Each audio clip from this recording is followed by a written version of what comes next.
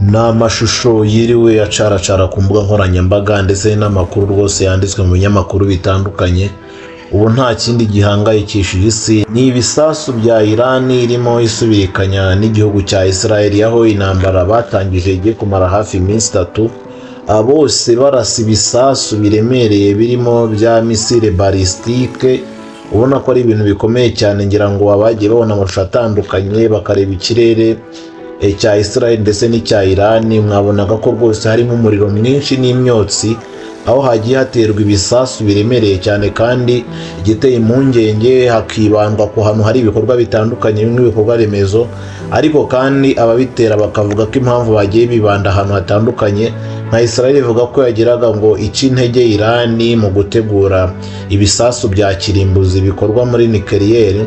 Irani rero nayo yaje gusubiza Israel, nayo yohereza ibisasu bya balistike bikomeye cyane, aho ari amakuru aremereye, aho hagiye hapfa abantu batandukanye ndetse n'ibikorwa remezo byinshi bikangirika, nk'uko tugiye kubirambura muri aya makuru arimo agenda acicikana. Gusa ntabwo turi buvuge kuri Israel na Irani gusa, turanyarukira no muri Congo turebe aho ibiganiro bya M23 bigeze, nubwo bigenda bizamo agatotsi kugira ngo ikibazo gikemuke. Ndetse turavuga gato no ku ntambara ya Ukraine n'Uburusiya, nayo rwabuze gicaho.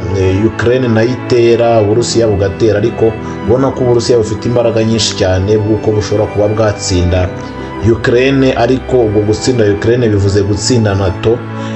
Nkeka ko Amerika ndetse n'Uburayi batakwemera gutsindwa gutyo gusa, nabo bashobora gukomeza iyi ntambara bongera bagatera inkunga Ukraine.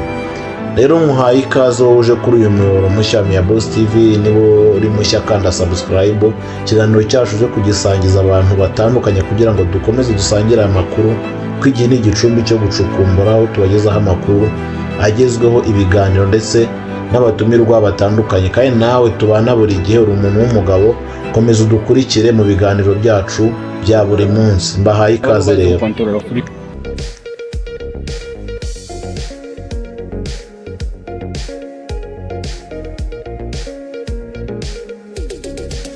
Makuru yacu tuyanzikire ku nkuru ya Irani na Israel. Burasirazuba bwo hagati rero intambara ikomeje gufata indi ntera hagati ya Irani na Israel, kuko nko kuri iyi tariki ya 13 Kamena, ubwo Israel yatangije igitero cyiswe Operation Rising Lion, cyangwa se intare ibyukije umugara, cyangwa se intare ihagurutse, aho yateye ibisasu ku birindiro birenga 100 bya gisirikare na nucleaire bya Irani, harimo n'uruganda rwa Natanz. Rero mu bapfuye harimo abayobozi bakomeye ba IRGC, barimo General Hossein Salami ndetse n'abahanga benshi mu by'ikoranabuhanga bya nucleaire. Irani rero nayo ntabwo yaryamye, yahise yihimura, itera misile n'indege zitagira abapilote, aho yohereje misile zirenga 150 ziherekejwe na drone zisaga 100. Bimwe rero muri ibyo bisasu ndetse n'izo drone zashoboye kurenga ingamba z'ubwirinzi za Israel, bituma hari impfu nyinshi z'abasivili zigaragara, ndetse na bimwe mu bikorwa remezo birangirika, nk'uko mwagiye mubibona mu mashusho menshi yagiye aca ku mbuga nkoranyambaga, ndetse nk'uko byagiye bisohoka mu binyamakuru bitandukanye, aho ibyo bisasu birenga 150 byo mu bwoko bwa balistike ndetse n'izo drone byabashije kwangiza ubwirinzi bwa Israel, bikabasha kwinjira mu gihugu bikica abo baturage. Ubu imibare y'abapfuye irakomeza kwiyongera, ariko Reuters yatangaje ko nibura abantu 10 bapfuye muri Israel, naho Iran ivuga ko yahombye abantu 78, abarenga 320 bagakomereka. Iran rero yanashyize hanze intwaro nshyashya ya misile yise Haji Qasem.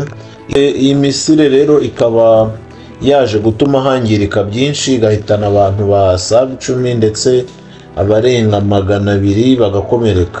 Ubu rero byatumye ibiganiro byari biteganyijwe hagati ya Irani na Amerika byagombaga kubera muri Oman biteshwa agaciro, ariko igihugu nk'Ubudage n'Ubufaransa ndetse n'Ubwongereza byo bikaba byagaragaje ko byiteguye gutangiza ibiganiro kugira ngo intambara idakomeza gukara ndetse ikaba yaba n'iy'akarere kose. Abasesenguzi baraburira ko iyi ntambara ishobora kugera mu karere kose igateza intambara nini ishoboye no kwaguka, ikaba yatuma ibihugu by'i Burayi ndetse n'ibindi byo muri Aziya byisanga muri iyi ntambara. Iyi ni imwe mu ntambara zikomeye cyane hagati ya Iran na Israel, aho impfu zikomeje kwiyongera kandi amahoro ari kure cyane. Ariko hari ibihugu bikomeje gushaka inzira yo guhagarika iyi ntambara nk'ibyo twazi tuvuga Ubwongereza, Ubufaransa n'Ubudage. Gusa benshi bakagira impungenge y'uko nabyo bishobora kuza biboga, mugasanga n'ubundi nta kibiganiro bigezeho. Amakuru yacu rero tuyakomereje kuri iyi nkuru y'Uburusiya na Ukraine, naho twabwiye ko turi buyikomoze kuko bimeze nk'aho ari intambara eshatu zafashe ku migabane itandukanye, harimo nk'iyo twabonye ya Iran na Israel mu burasirazuba bwo hagati, ndetse n'iya Ukraine n'Uburusiya imeze nk'aho ifashe ku Burayi, ndetse ngira ngo twanakomoje no kuri Congo na M23. Imirwano rero hagati y'Uburusiya na Ukraine naho iracyakomeje, aho bakomeje kurwana. Gusa Ukraine iherutse gusubiza inyuma Uburusiya mu duce yari yafashe, yisubizamo uduce tugera kuri 2 harimo nk'aka kitwa Pokrovsk na Kupiansk. Gusa Uburusiya nabwo bwafashe akandi gace. Rero ku itariki ya 13 Kamena Uburusiya bwashyikirije Ukraine imirambo y'ingabo isaga 1200. Ariko Ukraine ivuga ko Uburusiya bwo butigeze busubiza imirambo y'ingabo zabwo. Hari gukomeza ibiganiro byo guhanahana imfungwa, ariko bigenda bigura intege bitewe n'uko igihugu kimwe usanga kiba gishyigikiwe na Amerika ndetse n'ibindi bihugu by'i Burayi, ugasanga ikindi gishyigikiwe n'ibyo muri Aziya, kandi usanga ibihugu akenshi bitumvikana kuri iyi ntambara, aho bigenda bishinjana kudakemura ikibazo mu maguru mashya. Ku bijyanye n'ibiganiro, Perezida Vladimir Putin yavuze ko yiteguye kongera gutangira ibiganiro nyuma y'itariki ya 22 Kamena, igihe igikorwa cyo guhererekanya imfungwa kizaba kirangiye. Ku rwego rwa gisirikare rero, Uburusiya buracyafata ingamba z'ubwiyongere bw'inganda za gisirikare mu rwego rwo gukomeza iyi ntambara igihe kirekire. Ukraine nayo ikomeje gutera imbere hafi ya Toretsk, ibintu biteje ikibazo cy'uko iyi ntambara n'ubundi nayo iri kugenda imera nk'aho isubira mu mizi, nayo kurangira kwayo ubona ko ari ibintu bikomeye cyane bishoboye no kuzagorana cyane. Muri make rero imirwano iracyakomeje, aho buri ruhande rugira aho rutsinda n'aho rutsindwa. Nk'uko twabibonye haruguru, Uburusiya buratsindwa hano ariko bugafata ahandi, Ukraine nayo igatsindwa hano ariko ikigarurira ahandi. Nuko nguko rero intambara ihagaze hagati y'Uburusiya ndetse na Ukraine, nubwo hari icyizere cy'ibiganiro bishobora kugerwaho vuba cyangwa gusubukurwa, ariko naho biracyagoranye kubera ko imirwano igikomeje. Nk'uko rero nabibabwiye, ntabwo twavuga iby'imahanga cyane ngo twirengagize n'ibiri hafi yacu. Nk'uko twabibabwiye, n'intambara hagati ya Congo ndetse n'umutwe wa 23 urwanira ukwishyira ukizana, nabyo intambara igenda bigura intege, ariko ukabona nabwo nticika, hakazamo ibiganiro, imiryango itandukanye, ariko ugasanga nabyo nta kintu kinini bibyara. Ugasanga rimwe na rimwe ibiganiro birasubitswe, nabyo ugasanga biteye ikibazo gikomeye cyane. Reka nayo tuyirebeho, turebe amakuru agezweho kuri iyi nkuru ya Congo ndetse n'umutwe wa 23.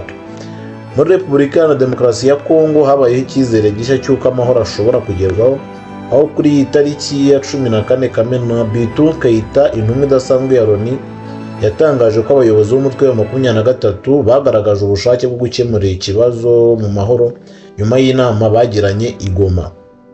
Icyakora rero aya masezerano yarateganyijwe ku bufatanye bwa Amerika, aho habonekaga uburyo bwo gukura ingabo z'u Rwanda muri Congo no kwinjiza M23 mu biganiro by'igihugu yabaye isubitswe, bitewe n'uko u Rwanda ruvuga ko ibiganiro Amerika ishaka kuzana buriya inavuga ko u Rwanda rufite ingabo muri Kongo, kandi u Rwanda rwaravuze ko nta ngabo rufite muri Kongo, ahubwo rwakajije ingamba z'ubwirinzi.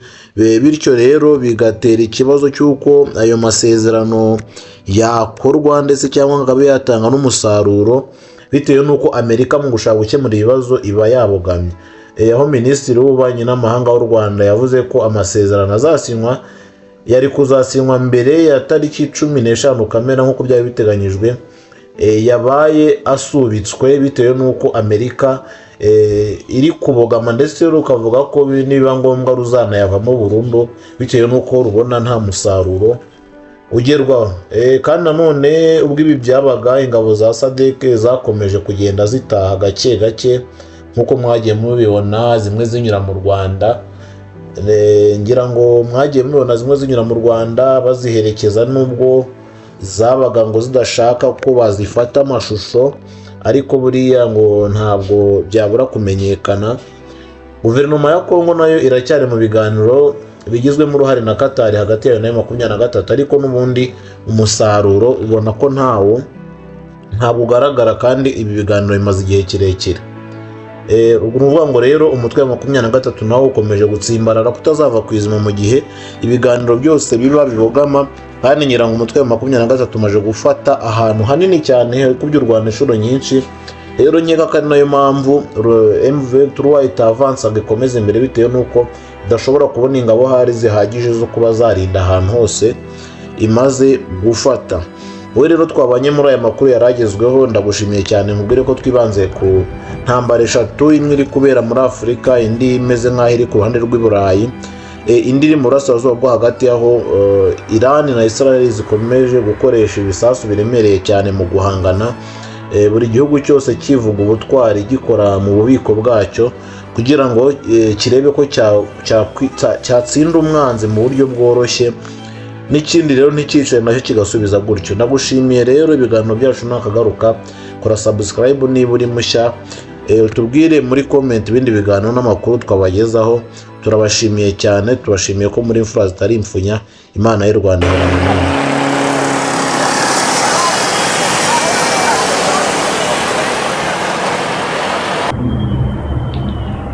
Okay.